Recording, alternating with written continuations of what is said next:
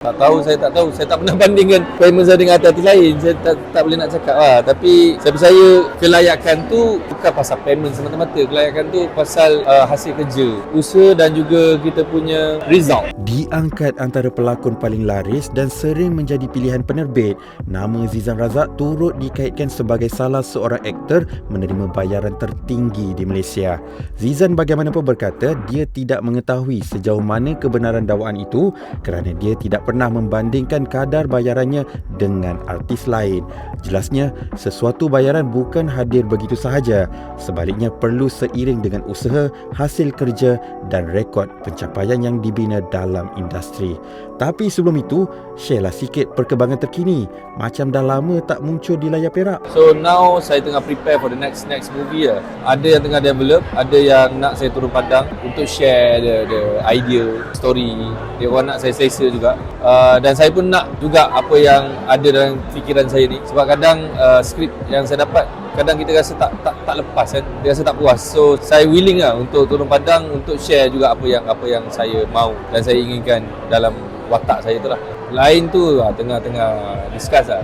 Macam Zizan cerewet tak dalam memilih naskah dan sebagainya? Saya agak cerewet jugalah, tetapi tengok pada watak lah. Sometimes kalau watak tu bagus pun rasa tak sesuai untuk saya, mungkin tak bagus untuk saya lah.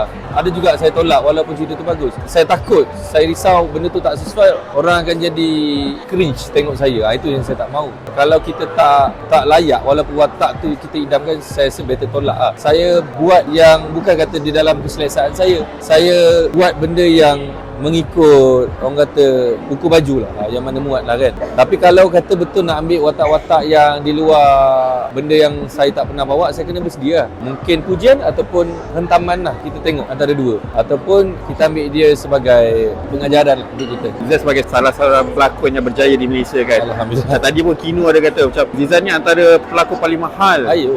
Betul ke dakwaan-dakwaan sebegitu? Tak tahu, saya tak tahu. Saya tak pernah bandingkan Payment dengan artis lain. Saya tak boleh nak cakap lah. Tapi saya percaya kelayakan tu bukan pasal payment semata-mata. Kelayakan tu pasal hasil kerja, pasal kita punya usaha dan juga kita punya result. Result tu which is orang appreciate ke tidak. So baru kita boleh demand. Jangan demand because of followers, jangan demand because of view yang tinggi. Demand pada kepuasan orang yang menonton cerita kita tu. Dan kita boleh demand lah benda tu. Dan numbers on kutipan tu harus ada lah. Sebab numbers followers dengan numbers kutipan berbeza. Dan pujian bukan paksaan. Dan fan yang ikut, fan yang faham erti art tu macam mana. Bukan kata saya ni pelakon art, tapi maksud saya kerja seni yang kita buat. Pandangan Zizan lah, kejayaan tu tak datang secara bergolek kan. Yep. Untuk nasihat Zizan sendiri untuk artis-artis baru macam mana? Pada saya keinginan yang kita perlu ada dalam diri, which is apa kita punya target. Bukan kata saya ni bagus, tidak.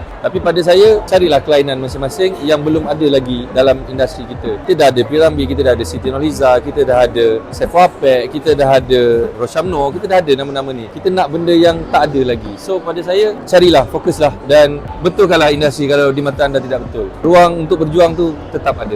Alright, kepada anda semua jangan lupa saksikan Terbang, filem terbaru, filem yang boleh buat anda goosebump. Dan saya percaya filem ni boleh buat orang standing ovation sebab kita bagi 150% untuk this movie. Ini adalah sejarah kita.